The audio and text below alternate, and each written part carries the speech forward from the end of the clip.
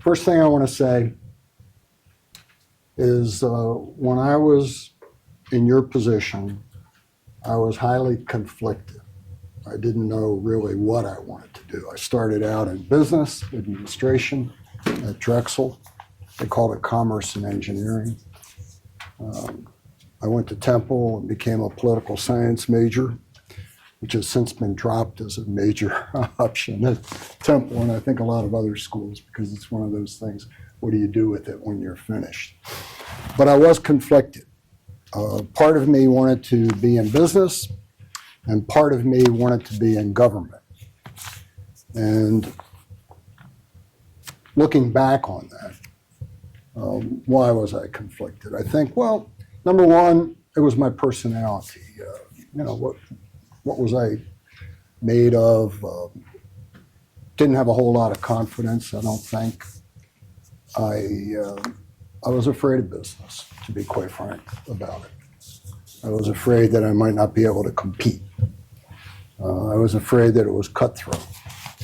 And I think the conflict I felt was based on fear.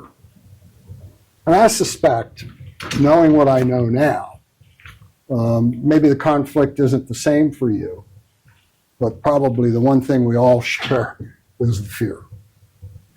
Fear of, will I be able to do this? Will I live up to expectation?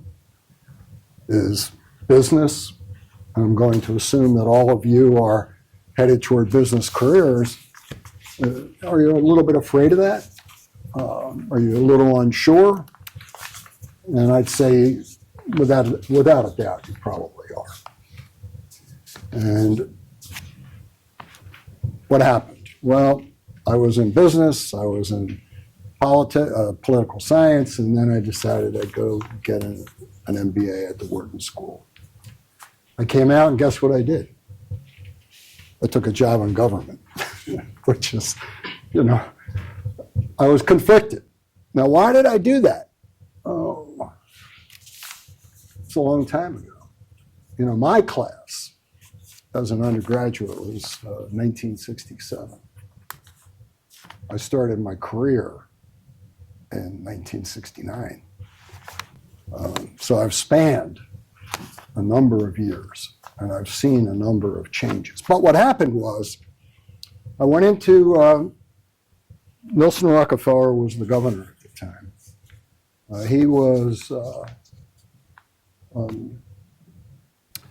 He had a unique way, I think, at that time, a different way of looking at government. And of course, he had a business background, and he was very, very set on bringing MBAs from around the country into government.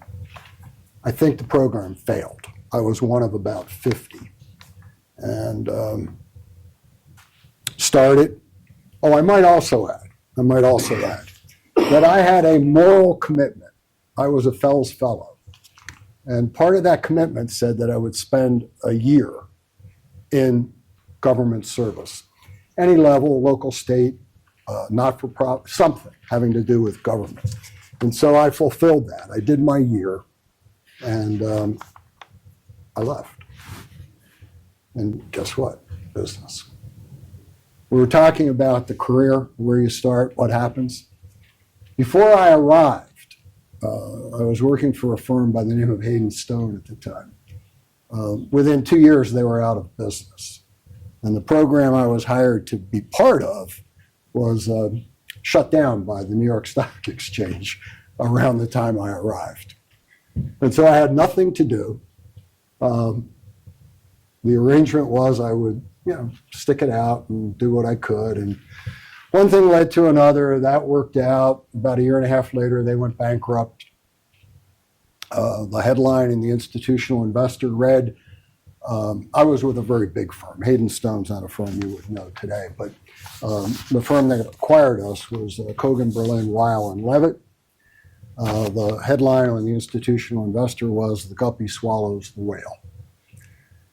That firm, Hayden Stone, was, Wall Street has a history of mismanagement. And so that period was one where many, many firms went out of business and were acquired And that, frankly, has continued for quite a few years. I'm going to give you a little bit of what happened. So I was with Hayden. They went out of business. They said, Tom, we'll move. Now, how did I know they were out of business, by the way? Everybody in the office I worked with knew we were really deeply in trouble. And somehow I didn't understand that. Maybe it was my optimistic view. I don't know. Well, back in those days, we used to have the electronic ticker tapes. They weren't the paper ones. They were the electronic ones. And everybody in our office lined up to watch the tape that morning because they all knew how serious this was. And I honestly did not. I would put my head down every day, go to work, and I was oblivious to it. And that's when the announcement came across. So I wound up with CBWL, Hayden Stone, Kogan, Berlin, Weil, and Levy. The Weil was Sandy Weil Jr., who went on to become the head of the SEC. Sandy Weil became the renowned CEO of Citigroup, before that American Express. The Berlin went on to Broadway and became one of the biggest writers of musicals on Broadway. And Marshall Kogan was a hedge fund guy. And so they kept the office in Albany, New York. And one day I walked in, and again, I was being told how bad we were. In terms of bad, what I mean is the office wasn't profitable. People were leaving. And back in those days, when you went into the financial services business, you were a salesman. The financial advisor for fee service, financial planning, wasn't really a consideration. That's not the way it was. We were salespeople, period. That's the way it worked. If you wanted to get into the industry at almost any level, that's the way you came in. I stayed there until they ripped the phones out of the wall one day. And when I came in, seriously, the phones were all stacked up in a corner. And so my experience was, first firm I worked for went bankrupt. The second firm shut down the local office. I was new really to Albany. I had 3 children. Actually, my wife was pregnant, and we had adopted 2 foster children who were in elementary school at the time. So what was I going to do? So I took a job with First Albany back in the early 70s and stayed with First Albany until, guess what? They sold us. So now we weren't so much salespeople as we were financial advisors, but we were sold. And we were sold to First Union. And from First Union, we were part of Wachovia Securities. And from Wachovia, we became part of Wells Fargo Advisors. I'm in my 50s now and decided, I want to get in control of things here if I can possibly do it. And we'll get into that a little bit. But I decided the only way I could do that was to start my own firm. And I was 59 years old. I'm 80 years old. I was 59 years old when I decided to start my own firm. I did it a little differently. You may have heard about breakaway advisors where you work for someone, and I used to kid about it. Under the cover of night, you would leave with all your clients, and not particularly ethical, probably immoral in my opinion, but we'll get into that a little later. So I went to Richmond, Virginia, which is where Wachovia was headquartered at the time, and I met with the CEO and the president of the securities group, and I told them what I wanted to do. And they told me, you're the first person who's ever done that. They always disappear. The legal advice I had taken on was, Tommy, you can't do that. You can't do that. But I did. I went in, told them what I wanted to do. The one question I was asked by um, by them was, did I know what I was doing? Do you know what I said? I said, yes. I couldn't have been more wrong. I had no idea in the world what I was getting into. I had no idea. So, now, stop and think about it. Yeah, I suppose I know a little bit more than most people, but here I was. I was starting a firm from scratch, and we were duly registered. I registered both as an advisor and as a broker-dealer. All of a sudden, today we have 800 million under management. That's checking accounts, all kinds of things going on, money market funds, multiple custodians. I had no idea. Plus the SEC, FINRA, all of that. And I had to redefine myself. I was no longer what I was. I was mostly by that point, I was mostly an investment manager. I was managing money, picking stocks, that sort of thing. And now I became a manager, sort of. I had to run this thing. And I had 12 employees at the time. I had no partners. One of my biases is no partners. Scale everything to me. Now that's me. Okay, that's not you, but I scaled everything to what I could do. And if I wanted to be bigger, I decided, no, that would wait. And I'll digress a little bit. Why did I do that? Remember now, I am 60, at that point, I'm 60 years old. You learn a lot. You're going to learn a lot between where you are right now and where you are when you're 60. And if you keep your wits about you and keep the things charged up, what you can learn between 60 and 80 is phenomenal, because it's a reverse pyramid. You learn a little bit and you keep gaining more and more. And at some point, when you take everything you've learned now and add on experience and years, if you don't burn out, really the world is your oyster, because now you've got all these things you've learned. So no partners. Why? I used to go to work. I've got a wife and kids. I got to manage that. Now I've got a partner or two or three, and they've got kids, and they've got to weigh all that. And I'm trying to make a business decision. And I'm trying to do that. We need to plow more money into the business. We need to take less salaries. We've got to hire somebody. We've got to change something. Now, all of a sudden, that becomes management by committee. And that wouldn't work for me. I'm not saying it won't work for you. And I'm not saying it's not the way it needs to be, but one of the very first things I learned was, Tom, scale it to you. Because that, I found out over the years, was critical to my character, my personality, how I would be able to work. And that once I needed to work with others, I couldn't do that. So was I a team player? No. And fortunately, I understood and learned that early on. If you're a team player, that's great. But if you're not, you got to adapt. And it took me from that time where you are until I was 60 before I realized that. Okay, so then Curran Wealth Management. And we were really not a wealth management firm. We were really an investment management firm.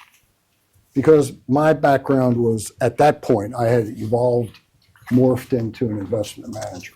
So we'll tell you a little bit about that.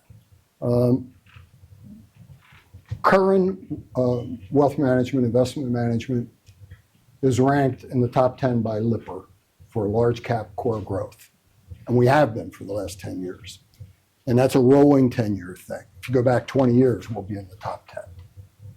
And when you look at that, you'll see firms like Fidelity and JP Morgan and all the names you recognize. You'll see a few small firms like ours, but not too many. I couldn't, the big corporation for me couldn't allow for that. And the people I knew respected that. And they said, you know, Tom, the only way you can really do this is if you do it on your own. Because you didn't, what you were doing didn't fit into what would be okay with them. Now, why was that? Well, we were highly concentrated. So my strategy was highly concentrated. What's that mean?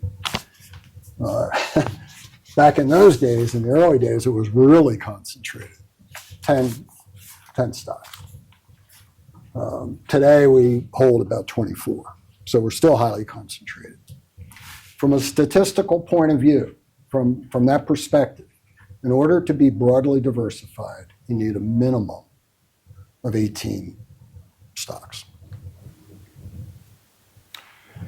Okay, highly concentrated. Tom, you got to do it on your own. So that's what we did. And that's what we're doing today.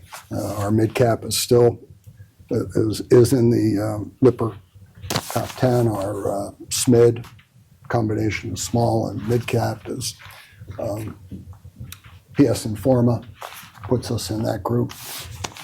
But we had to do it in a unique and different way. You know, I'm fond of saying if you want to do things the way everyone else does them, you're going to get the results that everybody else gets. And there's nothing wrong with that. There's a huge market for that. But there's not such a huge market for what we do. There's a big market, certainly big enough. But those are the kinds of things you're going to have to decide as you go forward. Where do you fit? Now, that fear part of it that I was getting at, that's something that you're going to have to come to grips with. And I can tell you that I think you're at a point, I think sometime between where you are right now and where you will be when you're in your 30s is you're going to sort that out. And you're going to decide what's really important to you. Is it life-work balance? Is it a career? Can it be both? You know, I'm married for a long time. It can be both, but it's not going to be easy. For me to make it both, I was getting up at 4 o'clock in the morning so I could work and be home in the evening. You know, this balance that I didn't know what it was when I was your age. It was, you know, the man went to work, the wife it was post-World War II, it was changing, but it was still the traditional approach to it. But it was changing, and it changed really rapidly after that. So one of the things I learned right out of the chute was I was competing with a lot of smart people. Many of them smarter than I am, but not that much smarter. You know, I was asked a long time ago, or I wasn't asked, but I was at a meeting not unlike this one. And the speaker said, you know what the difference is between world class and super? Think about that. Now, what's the difference between world class and spectacular? It's not much. But it is the difference between getting a gold medal in the Olympics and maybe watching it on TV, right? He said it's about that much, and it is. And as your careers progress, you're going to have to make up your minds. Whether you're willing, whether you have the internal fortitude to work incredibly hard to get to that point with no guarantees. Now, when I was where you are, I didn't have enough wisdom to even ask that question. I had to learn that. So I'm trying to impart to you what I think you're going to think about and wonder about, and perhaps get impressed about as your careers develop. You know, I have the experience of having done it. I'm not trying to tell you what I did was spectacular or anything like that, but I don't think there's a blueprint for it. I think there are a number of ways you do that. There's no single way to do it. But I think, and there's no single way to do it and be assured that it's going to be worth it to you after you do it, because you're going to make lots of sacrifices if you do that. I think we all understand that if you want to achieve something, there has to be a sacrifice. If you want to go to college, there's a relative sacrifice to that. If you want to get into certain careers, there's a sacrifice. But as you move on, there's going to be no guarantee either. And I think the one thing that, whether you come from money or you don't, I came from, in a lot of ways, what I had to experience is easier than what many of you are going to experience, because I came from a very modest background. It was easy for my generation to do more and achieve more and fulfill our expectations and our parents' expectations, because it was different. And in some of your cases, that's the case. You come from successful backgrounds. Some of you come from more modest backgrounds. Each of you, in my opinion, face huge challenges. They're different, but they're big. And I sometimes look at my son, who will be the successor to me. He's the co-CEO. And I kind of look at what I had to do to do what we've done. And I say to myself, do you know what the first thing I say to myself about that? He will never experience the joy of achieving from a sub-basement level that I did. I think that's a shame. I mean, I can't change that. I can't change it. It's the way it is. But that, in and of itself, creates a huge challenge for him. If you come from, with all the challenges and like I did, in my mind, I think it was easier. I'd rather face that one, frankly, than try to live up to, expectations that my son may have going forward. But all of you have uniqueness in your challenges. And they may not be the same, but they're all big, no matter where you are. If you are, silver spoon, it's not as easy as you think. You've probably studied and know a little bit about generational wealth. Why doesn't it get passed on? What is it that generational wealth seems to get lost? I think by the third generation, wealth is gone. So the wealth that's created is generally what? Consumed. So I'm going to do a little something. I always get a kick out of this. I did it last time too. Warren Buffett says, price is what you pay, value is what you receive. Now, as you go on, you want things, don't you? You all want things.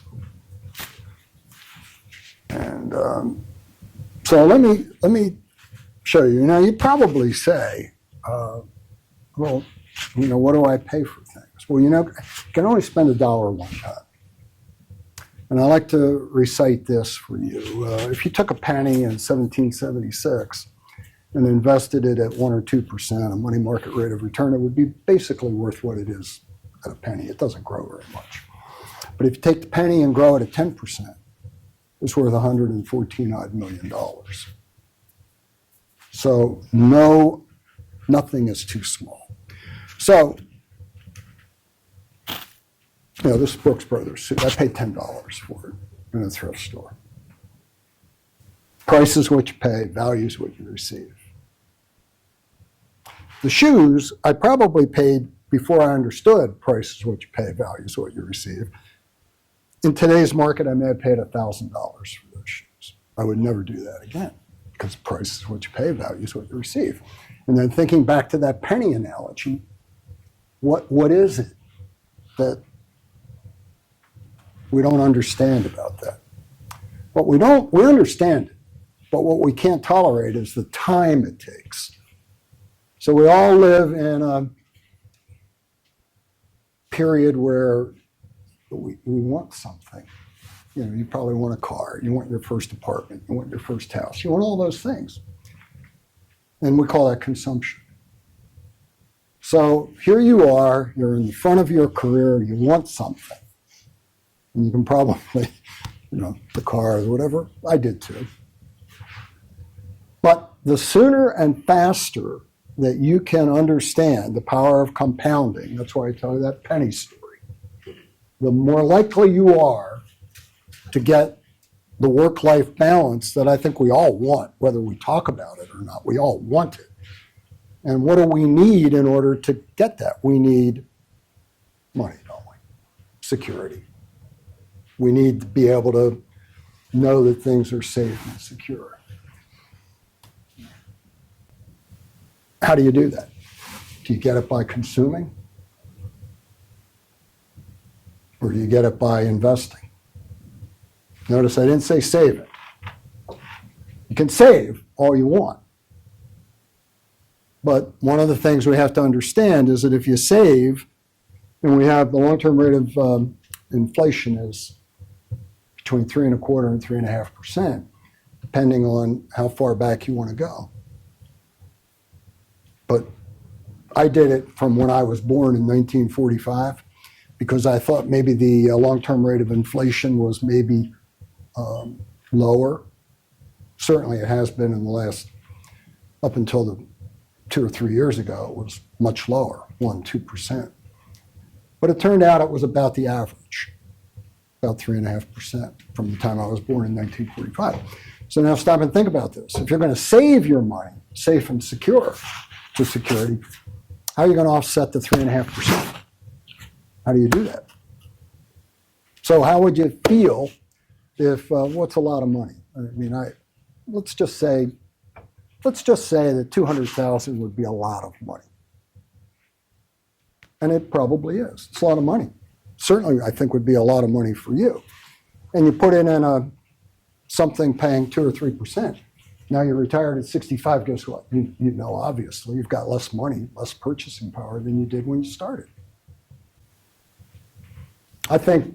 Personally, I think that's one of the reasons why people are such big consumers, because somehow we've internalized this fact that the money is not going to be worth very much unless we can offset that with, risk return. So as you go out, you're going to have to figure out how you balance that. When I started with an MBA from Wharton and all that, yes, I did start out in government, and I actually made more in my first year in government than I started with Hayden Stone. Started at $6,800, and when I went to Hayden Stone, I made a little less than that because it was opportunity. But stop and think about that. If you take the inflation rate back to 1969-70 and applied that today, my starting salary, it would be in the 60s today, which is really what most four-year college graduates are starting at. It's all inflation. Now you have to deal with that. And everything you do, you're going to have to understand that. You're going to have to understand that what you think today is a lot of money, you're going to have to offset that in terms of inflation. What we call real versus nominal. So, sometimes we used to say, get real. Well, get real. Okay, now let's talk a little bit about investments. The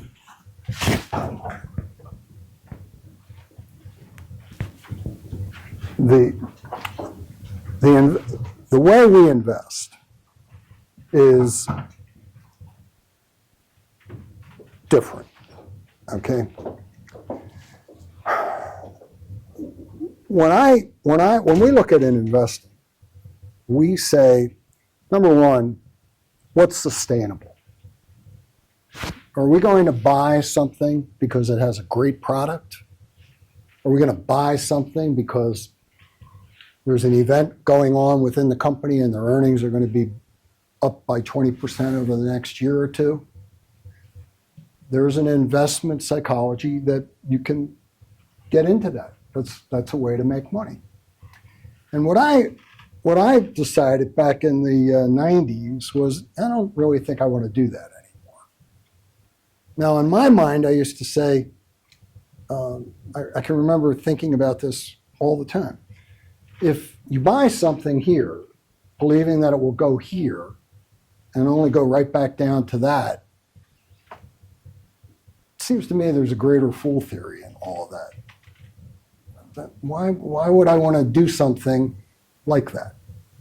Why wouldn't I want to buy something where, at least conceptually, I could visualize, could see this here and see it going there? Now, looking back, looking at it in hindsight, sure, Apple, Google, we can go on and on. But we know, how do we know that? Well, I said to myself, why don't we try to find the characteristics that define great companies?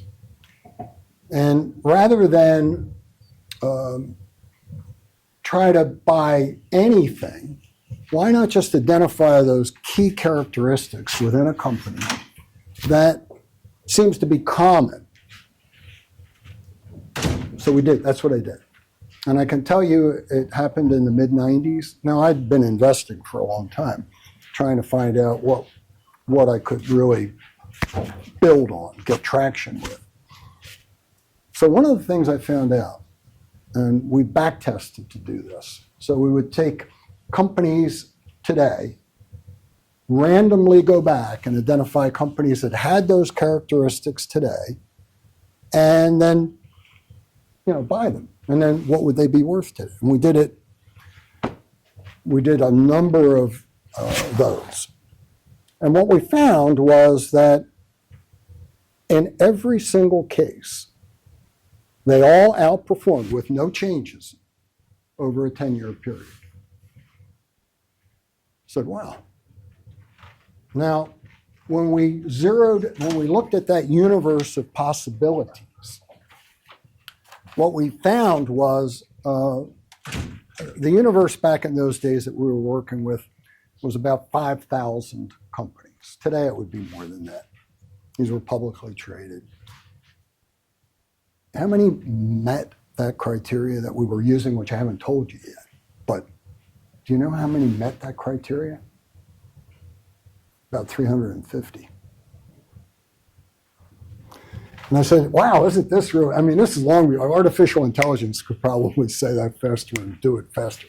And I said, well, why are we looking at 5,000 companies? Why are we doing that? Why are we wasting our time? Okay, what were the characteristics? The first was earnings over a 10-year period. Now, this would work for large cap. It wouldn't work for smaller companies. Over a 10-year period, companies that never lost money and declines were limited to no more than 2 years and had a growth rate over that 10-year period greater than 10%. That knocks out almost everything. That was the first thing. Second thing was I discovered that companies, and we don't even use this, and I don't think it's even part of a basic program, retained earnings. I don't know whether that's, most analysts anyway, most Wall Street research doesn't ever mention retained common equity. And when I talk about it, they look at me like, but it's an older term that goes back. The only contemporary research that I know of that includes it routinely is value line. So we want to retain the common equity of 15% or more. And that, by the way, does not include very many companies. You'll find that it's just not common. It is in the Apples and the Googles, but it's not in most companies. And then we said we want a return on equity that was at least equal to 15%. So unless the company paid a dividend, it would be the same for the most part. But if they did pay a dividend, we wanted it still to be a minimum of 15%. Then we got into a few other things, but they weren't that important. But we narrowed it down to really a handful of companies. And they were concentrated in, not surprisingly, technology, medical stocks, medicine, pharmaceuticals, no utilities, no telecommunications, very few manufacturing companies. So we found that this, someone once said to me, Tom, when I was younger and I included some utilities, and it was Hugh Johnson, as a matter of fact. He was, I considered him a mentor of mine. And Hugh said to me, he asked me, he said, Tom, why would you want to own a utility? I said, well, because the outlook looks pretty good. This is before I got to. He said, well, they don't make money.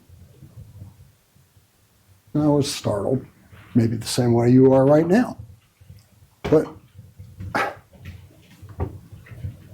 utility, you can get a rate of return, but you can't get a rate of return that will exceed market averages. Why do people buy utilities? Because they're trying to reduce risk. That's why you buy them. But you don't buy them to grow.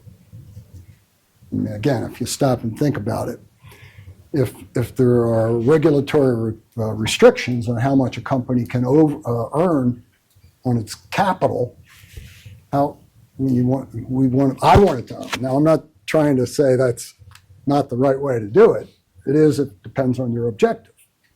But if you buy utilities expecting to make money over and above the market index, you can't do that. There was a commercial some years ago, I think it was directed at FedEx, a company.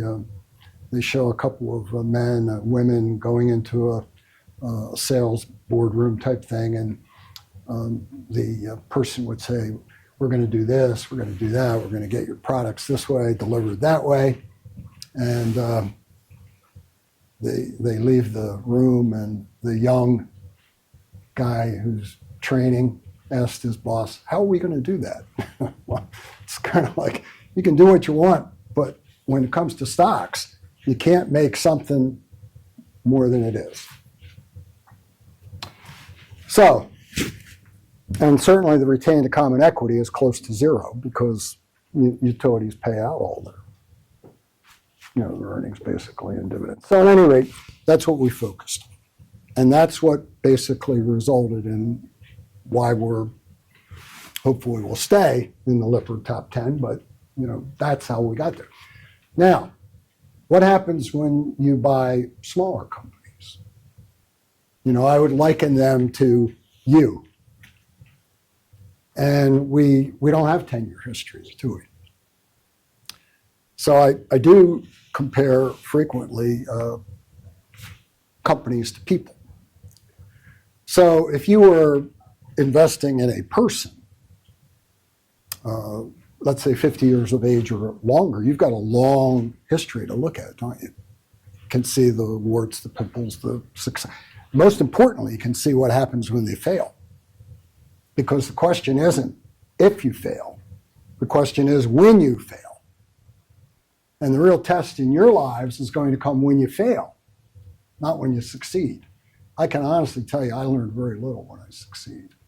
Most of what I've learned is when I've been really, really wrong and find it very difficult to go on. And that continues to this day.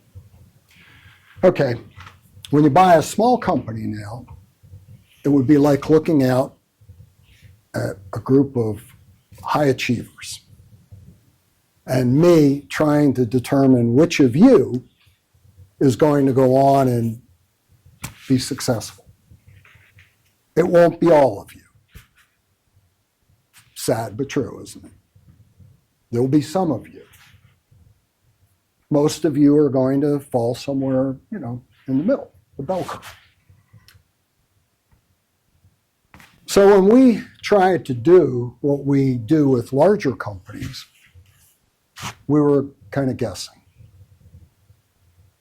And we found that we were too patient with smaller companies. So what we had learned was if you buy a company like an Apple or a Google, you can look back and see how they did when they failed, when things got tough. But you can't do that with small cap companies. You have to be quicker. So, I'll give you an example. We bought NVIDIA a long time ago, but we didn't hold it because not that NVIDIA was ever a small cap company. I don't know that it was. And if it was a long time ago because a lot of these superstar companies, they're large cap from the beginning. They'd be the equivalent of a 100-pound preborn, baby. I mean, they're never small, they're just big. Well, we were too patient. Part of that, what I described, was that a larger company would give them a couple of years to figure it out. You wouldn't just sell them. We tried to do that with smaller companies, and it doesn't work because they don't know. They don't know yet which ones are going to sustain failure, hard times. And we were sticking with them the way we would have with a larger company. So it's been a learning curve for us, learning experience. So we're not as good in small cap as we are in large cap.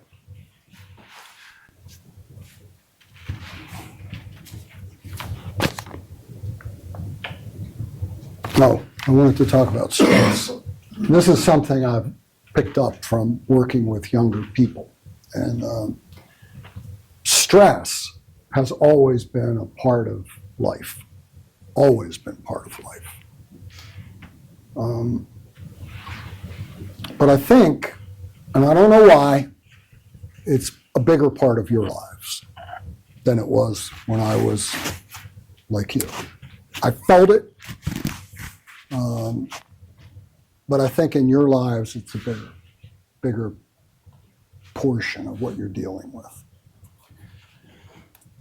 And I wish I had some magic to kind of help you through that.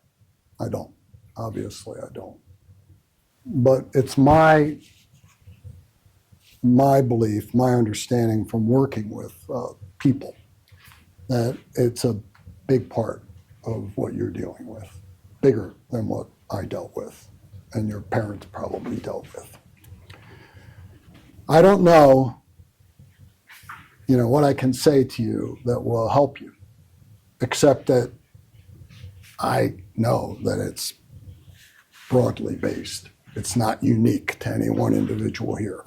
The particular stress that you may feel may be unique in that respect, but the stress, for various reasons, is widespread. And I think that it's going to be a problem. It's going to be a challenge in the workplace for you. And that when you need to get that first job and you're being asked to do things, this I can tell you is different. When I was like you, I used to kid myself and my friends. I said, 90% of this is showing up. 90% of it is showing up. And when you show up, that's assumed. But there are no learn as you go kind of jobs today. You're going to have real jobs. your employers, for the most part, are going to expect you to be part of something right away. And I didn't have that. I did not have that. I was able to learn at whatever speed. We had paper filing. We didn't have paperless. My office was not paperless until I went into business for myself, because the places I came from were older and couldn't really transition to the new. So that we can't change. You know, the young people we hire, we expect them, and I think our other firms do. They expect you to be contributing. You may not think it's, you know, you could still think it's below you, but you're going to be expected to contribute, and that's going to be stressful. And I wish I had an answer. I don't. But I think the one thing is, don't think you're unique. Don't think it's unique to you. Because the one thing I think is probably pretty true is I didn't talk about it when I never said to my buddy or whatever, you know, I'm really afraid of this or I'm afraid of that. I don't recall ever saying that to anybody. You may be a little more likely to share that, but everybody's dealing with it. Could I offer a proposition? Yes. Please feel free to agree, disagree. Yeah, sure. That stress can be dealt with by just almost mechanically following good habits. By, first of all, like what you said, by showing up on time, Right.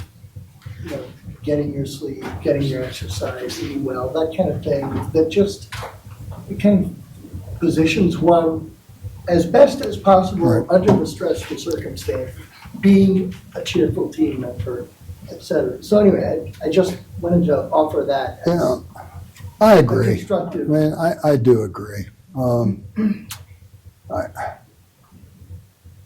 would say stress can be good. It can be good, right? No, it can be good. That you care. Excuse me, I want to get something over You're here. gonna have that stress, but it shows that you care about the job. If you're in there and you feel nothing, then you're probably not gonna get ahead. You should always have that, it's not really a great way to say it, but that sort of imposter syndrome where you sort of feel like, well, you're gonna find out any moment now that I'm not as good as I say I am, whatever. It makes you work, you're working up to your ability. We had a situation the other day with one of our younger employees happened to go to jail. Yeah. Father figure, I guess, didn't come to me, but he was really stressed. I mean, that's really what it was. He was worried about what I might think about a certain thing, and what I thought was, yeah, that happened, and I've been there before, and we're not holding it against you. Part of the job. Part of the job, and what I think I said to Joe at that time was, you know, we got to make sure that we help this young person, you know, understand this, that he was personalizing it too much. Maybe if you have any questions, you know, about how I feel about it or what I might suggest, please interrupt. I want to talk about culture too. And anything we talk about, we can come back to culture. Okay, what, you know, this whole, I yeah. apologize for No. that. Just so we don't, if we could circle back for a moment to the idea of, you know, you're mentioning you didn't pay very much for this check. And, you know, nobody would ever know to look at it, you know, so I wonder if you can talk about the importance of, when you're forming a household with somebody, having a similar outlook with respect to frugality and the like, because there are plenty of spouses who would say, you know, kind of, I forbid you to, you know, get your stuff from Goodwill or whatever. Right. And you see it as a financial advisor and have for so many decades. How much is that a stress reliever to have someone who's aligned with you? Oh my goodness! One thing's for sure: when you're in a relationship where someone's views on money is different, it's highly stressful. I mean, when I was your age, we used to say the three were money, sex, and what was the third one? Money, sex, religion. Of course, religion today is different than it was back when I was. But money has always been a source of friction. And my wife used to think I was the one that would spend money. But what she didn't understand, and I think she'd agree with me now, is that what I was spending, I was investing. So I was kind of blessed in that respect, that my spending of money was really not consumption. I wanted money so I could invest it. It's still what gives me a whole lot of pleasure. She just doesn't like spending money, period. She'd be squirreling it away, but it can be a high source of friction. I'm going to get to culture. I'm a big believer in culture, huge believer. I say that cultures, and I'm talking about business cultures, are self-cleansing. What do I mean by that? I'd like to think that Curran Wealth Management has high values, high ideals, high integrity. And that if someone came in to our firm that didn't share that, our culture would expel him. He wouldn't stay. He wouldn't stay. He'd leave on his own, or she would leave on her own. And the reverse is true. A culture which is not high standards, high integrity, someone with those characteristics coming in isn't staying. They're going to move on. And so I like to say that the culture is self-sustaining and self-cleansing. And years ago, one of my assistants was helping me. We had an extraordinarily good run in international stocks. This was back in the 90s. And it was early in the days of our discretionary investing. And I said, we're terribly overweight. And she said, terribly overweight in the international stocks. And she said, Tom, if you cut them back, you're going to lose clients. They're going to get mad at you. And I thought about it because I knew she was right. I said, well, what are we going to do? Well, we sold. And guess what? We did lose a few clients. We had the discretion. We didn't have to, I knew. And then we did. We lost a few clients. So what do you chase? Money, integrity, all those things. You're going to sort that out. I'm going to pretty much stop with that and open this up to questions. I just want to check my notes to see if ethics. We did talk about ethics. That is a trap. That is a black hole today more than ever.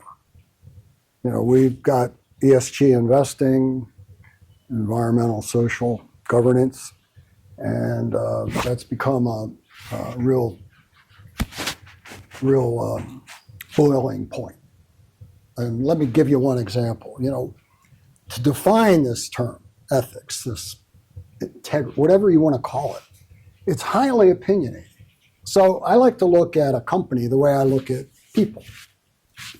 I don't know the perfect person.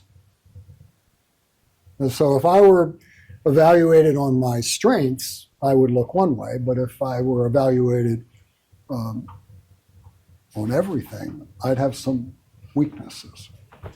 Well, let's take Tesla. We in the early days of Tesla, it was everybody's darling. It was electric vehicles and so forth and so on. And Elon Musk was, he was a character. But over the last few years, we now have people that don't want to own Tesla because of Elon Musk. Well, if you look at the way ESG investing is evaluated, Tesla comes out with a high score. But when you go to, if I run that against all of your thoughts, you might have different opinions. I'm sure you do. So what do we do? How do we handle that?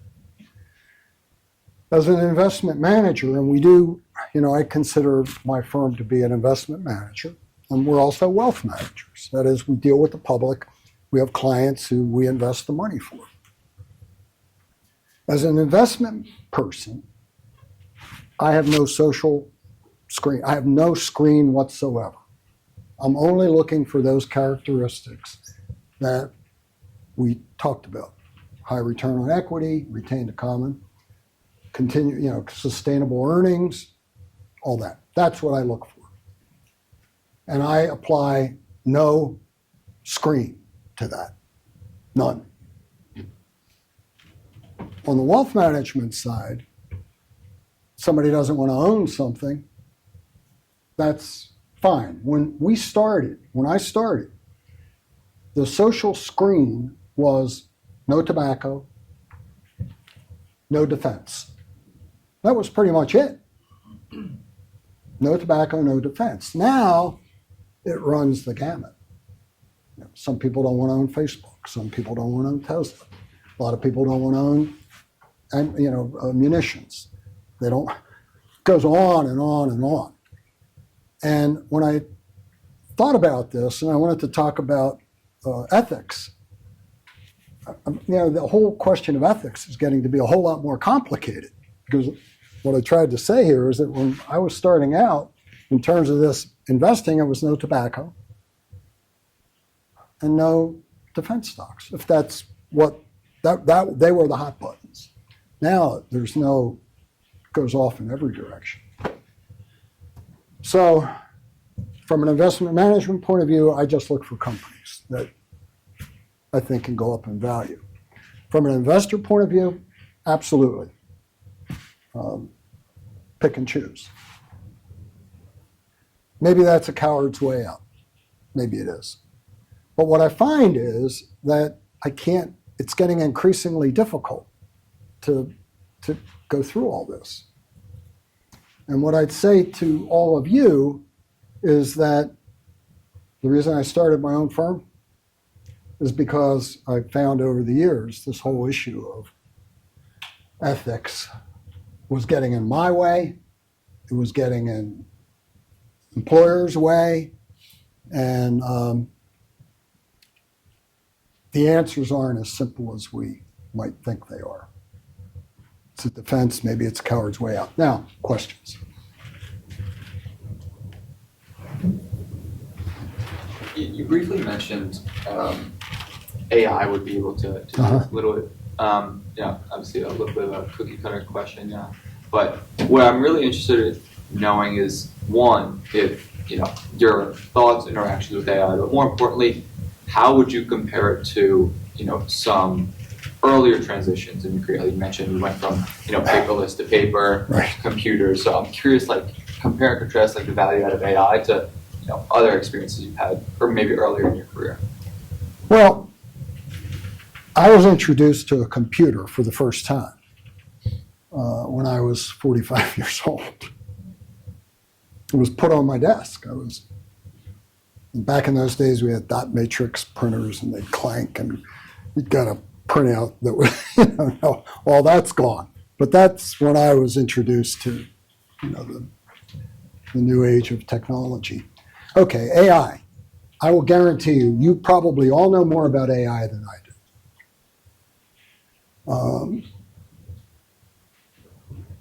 But here's some of the things that excites me about it. I have ChatGPT, and I'm really just getting into it. And, I've been writing a lot lately about inflation, for example. And one of the sources I use are the various Federal Reserve banks and what they have to say about inflation. And there was a time when, not too long ago, a few days ago probably, I would go to each of their websites, St. Louis, New York, whatever, and I would, screen for papers on inflation. AI, give me everything for the last 2 years on inflation written by all the Federal Reserve banks. Boom.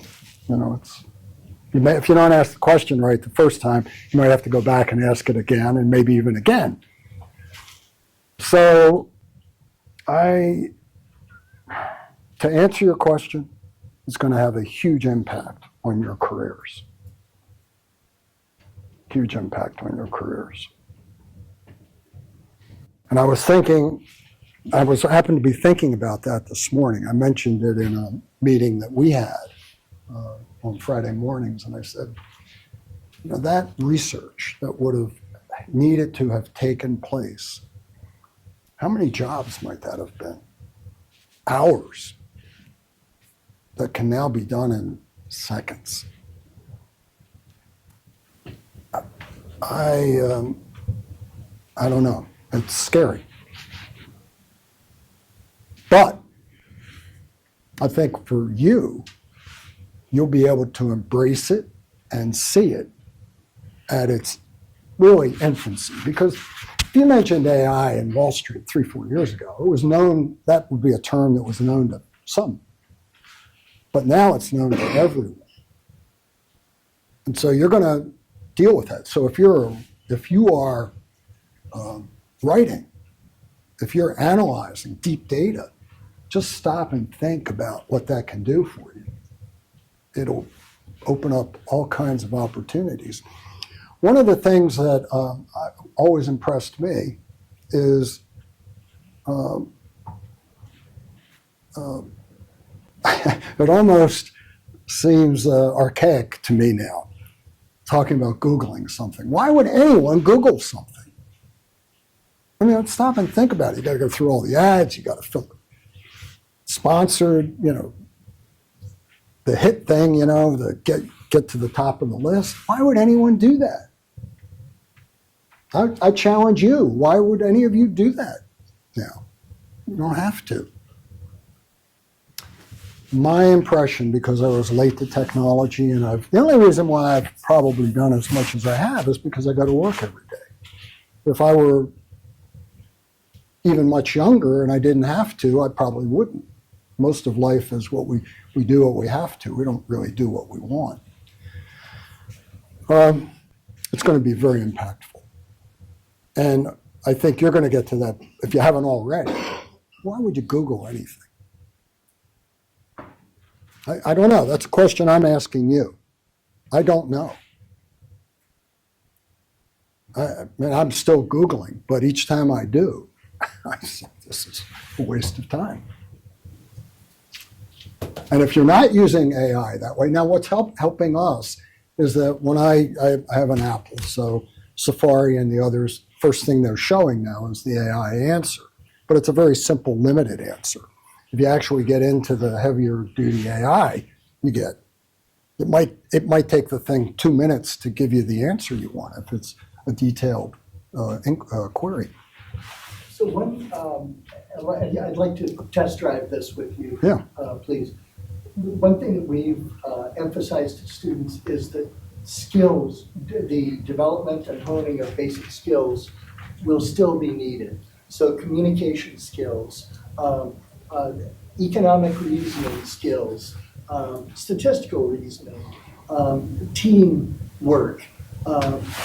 These types of things, AI might get good enough, but at least for the foreseeable future, those skills are still going to be valued. I'd like you to please feel free to react and disagree. I absolutely agree. Now, for me, I'm going to confess, I'm lazy. So the whole idea of having something be done for me is really interesting. So what's that mean for you? It means that if you can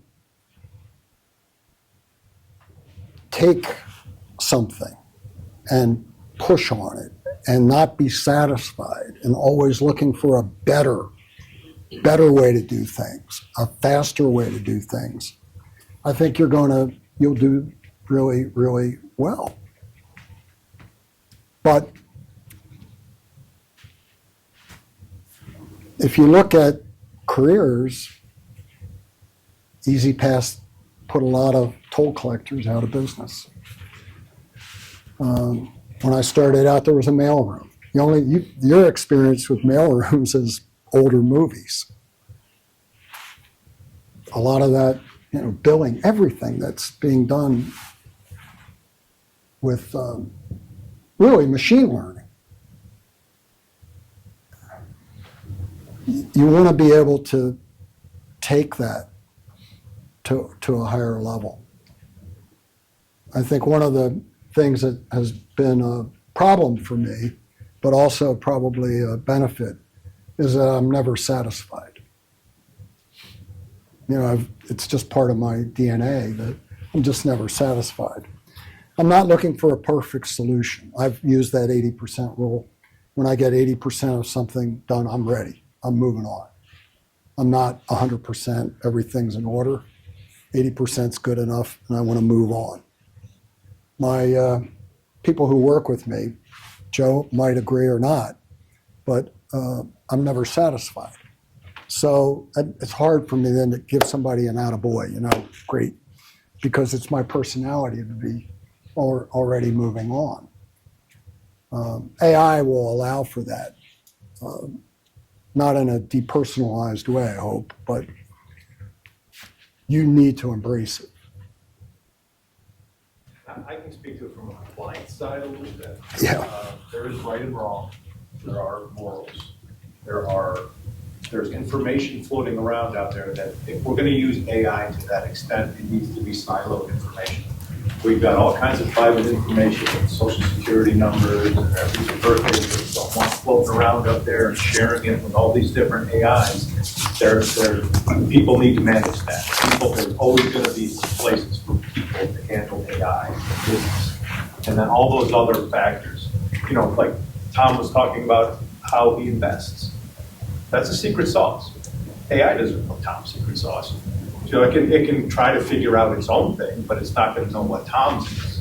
So as you work through things, just because there is AI doesn't mean that it's going to have the best solution.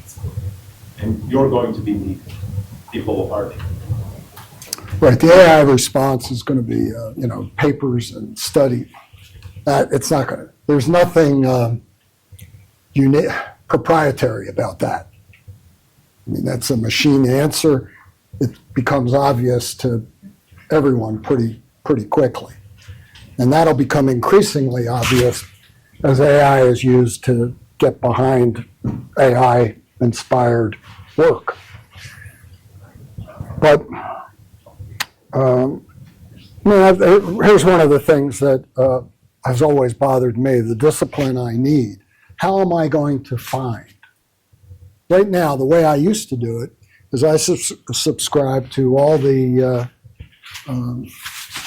regional bank, Federal Reserve regional banks, and I get all their stuff, and it pops up on my screen. It's like the 4th of July. They're coming through from all the banks.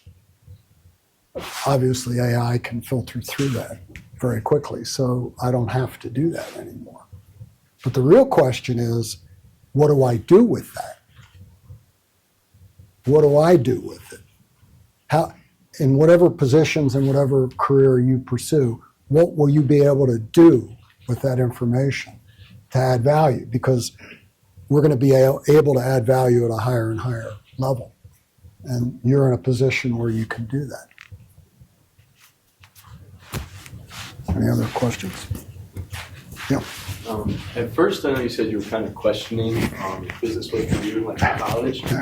So my question for you is, after being part of companies that got acquired or failing companies, what kept you committed to the business finance industry rather than switching on to government?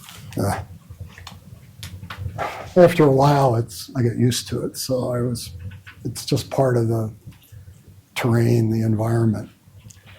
I want to backtrack a little bit, though. When I was your age and I was trying to get into the financial services, they would give us those personality tests, and maybe big corporations still do that. And when I took mine, I had already been hired.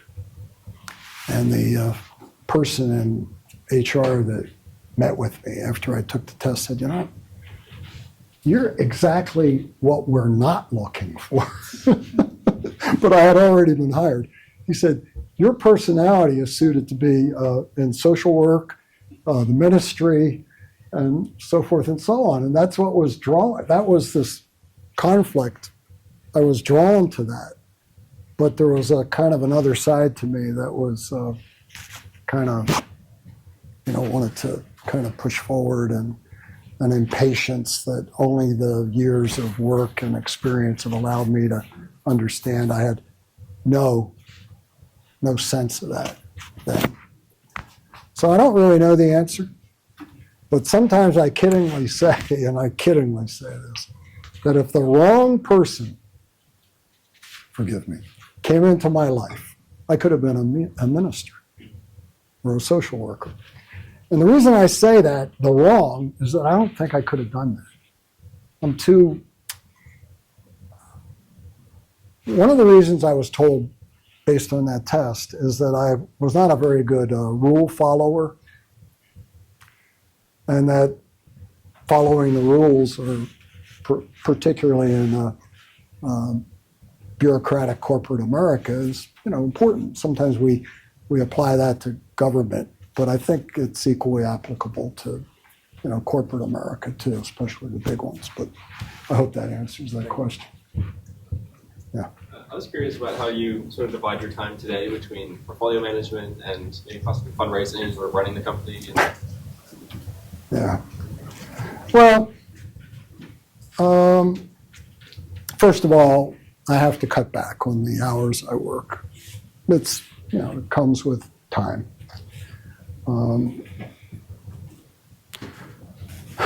I focus more on what I want and less on what I must, which is kind of nice. I get up. I was up this morning at 4:30. So I probably put in, by the time I got to work at 8:30, probably 2 hours of work. And then I focus on, I recently started a foundation. It's called the Curran Center for Financial Education. It's a startup. We don't have an employee. We've got nothing yet. Didn't talk about this, but I think we can do a lot. I think all of us, I've been accused, not lately, but when I was younger, of being an elitist. And I think probably in the eyes of some, I was an elitist. And the reason is that I think we can all achieve more than we do, no matter where we are. Whether we're up there or down here, we can all achieve more. And I guess I came across that way. And some of my friends said I was an elitist. I don't think I was. I think I was misunderstood.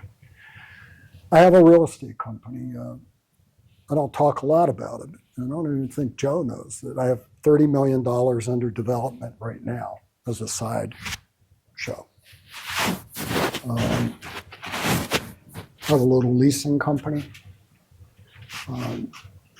We started an accounting firm about 8 years ago called Hippo Tax Services.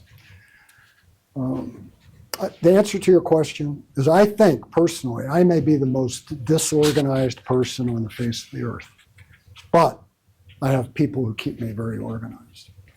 And I think that the one thing I've come to trust and understand is that there are all kinds of people in this world. And this is where I do become a team player, as long as I'm at the top of it. But seriously, we need to have people who contribute in very, very, very significant ways. And there's no way I could do that, to answer your question, myself. And if you get the right people in place, because I'm very concerned at this time in my life that what I do continues. That is, I'm not really interested in, the next deal or whatever. I'm really interested in trying to achieve, what we do in the houses that we develop. I want them to be good houses. I think that we're providing something that is of value to the people who buy them from us, or the rental units that we have. I try to do that, and I want that. That's why the culture part of it is so important to me. It's not just, I don't look at my life ending whenever it ends, and it gets distributed in an estate or something. That's not what I want. I want it to be built so that it can continue. One of the challenges that you have as you get older, I never defined retirement, so I knew that I was not going to retire unless I died or whatever. But so I never really had an end game, which was really good for me, that I didn't have this end game. But I found that as I got older, it was harder to do new things and to try to push out. The end, it wouldn't be for me. I think we're starting to do things that I may not see come to culmination. So, or AI and all that stuff, and that's the way. Time, people, whatever, they're all important in keeping this going. Depending again on your goals and what you want.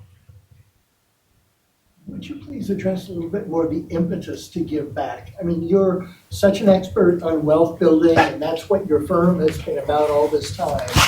But, it's not necessarily the person with the biggest pile of cash. Right. But you've come here to speak a couple of times. You've shared your book with us. You have the foundation. So there's some impetus that you've had to give back. And can you talk a bit about how that came to you? And was it always there, or was it like, I followed this other person's example, yeah. Well, was it there when I was one of you? Probably, but it was so deeply buried and I didn't know it. I think, in my mind, I think it's about never being satisfied. It gets back to that consumerism that we all are, everybody has that. What do we live for? What do we work for? And if it's for the here and now, I've had, every time somebody says to me, what good is money if you don't use it? Well, use it in what way? I never know how to react to it. I think honestly, it's a matter of trying to do things in a meaningful way. Okay? And this might be back when we were talking about what those psychological profile things said. It might have its roots in that, but I think that when I'm gone, when all of us moves on, I think I'd like to leave something more than a name on a building, or I'd like to think that my life was important in some small way here, that maybe you may not remember my name when you're my age. I don't mean because you don't have your wits about you, but you may not remember it. But, I'd like to think that maybe I could have contributed just a little bit to help. And I don't know where that comes from, but, that's what I think drives me.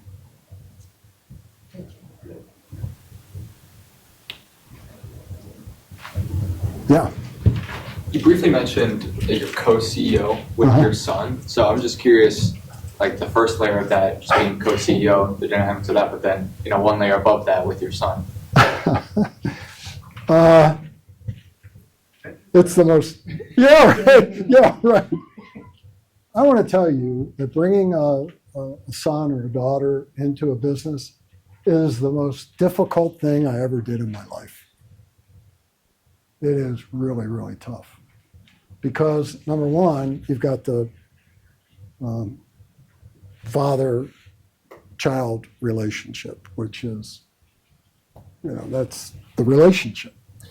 Now it's a business relationship. It's, when you look at your parents, I'm sure you have that. I looked at my parents when I was your age. Those feelings don't go away.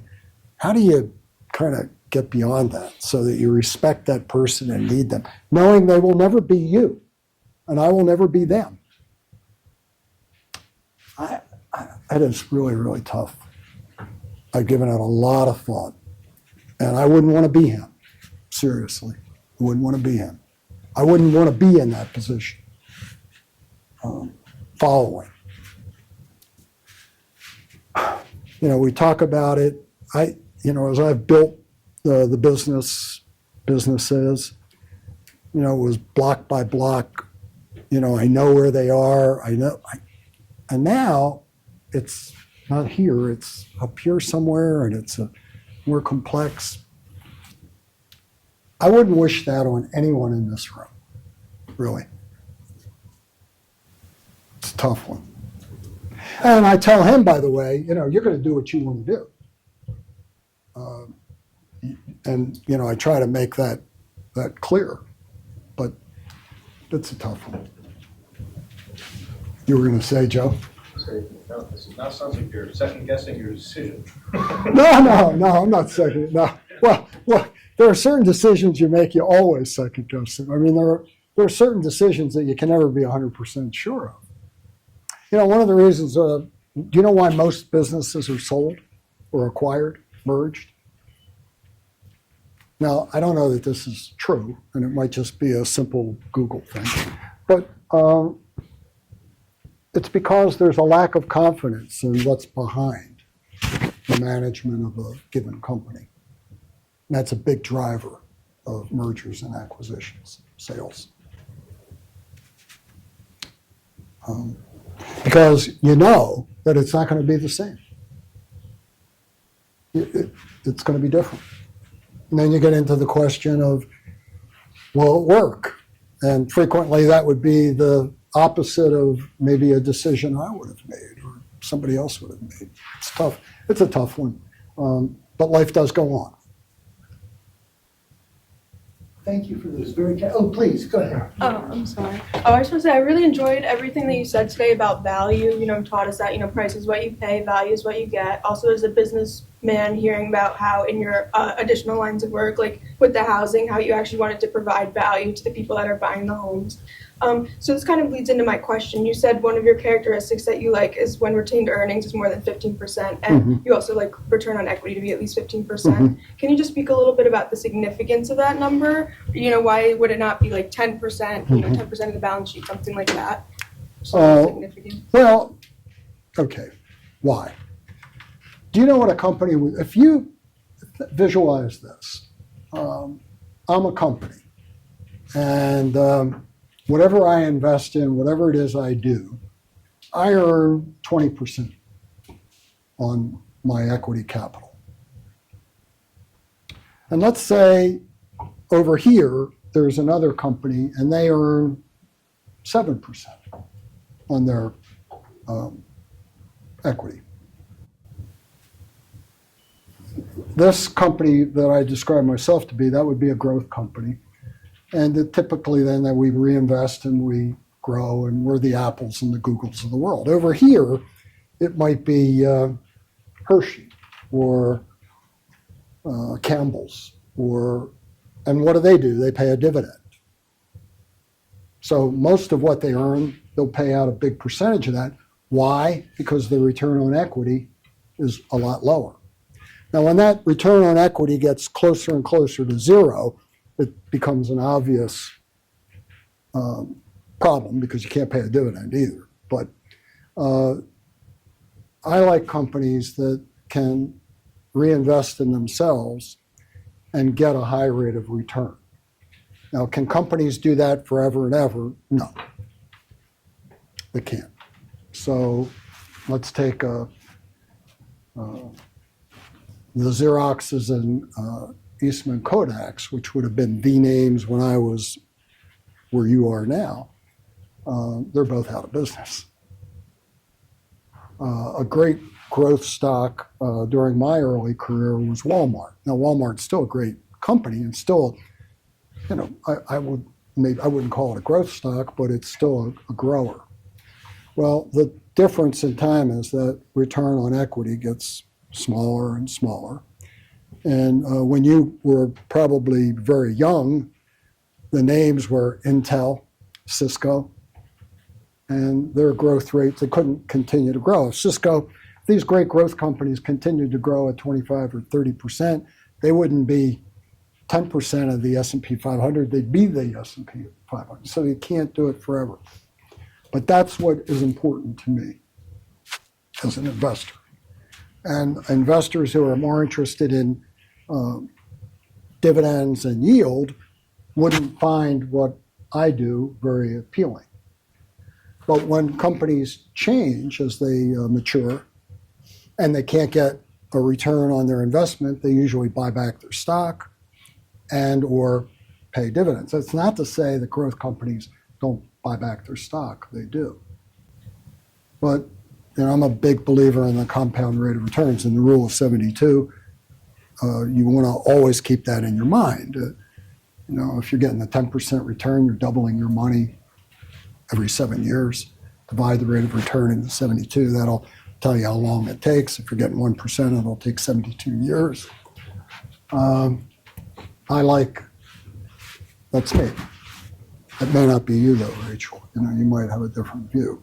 But you can't have both. And I think that's where, if I can make one point to you as an investor, a future investor, you can't get yield and growth. It just doesn't work that way. And if you keep that rule of 72 in mind, I think it'll help. Was I always a growth investor? No. I became a growth investor in my 40s.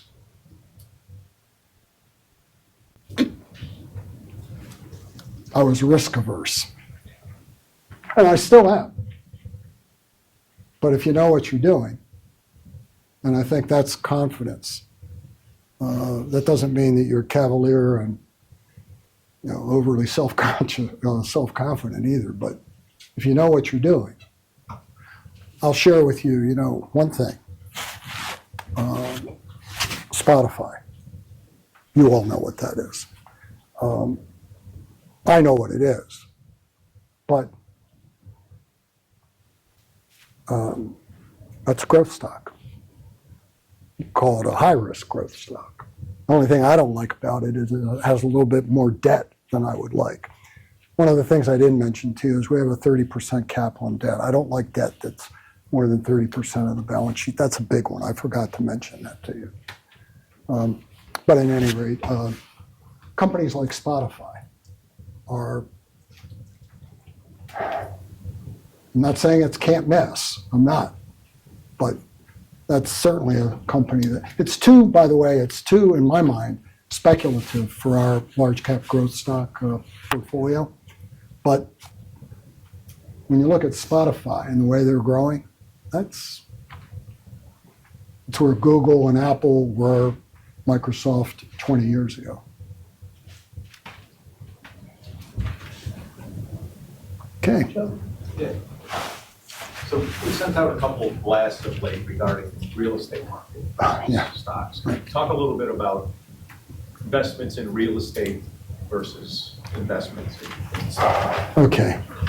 I've been a real estate investor. I started the company that I mentioned when I was a graduate student at Wharton. And there are misconceptions about real estate.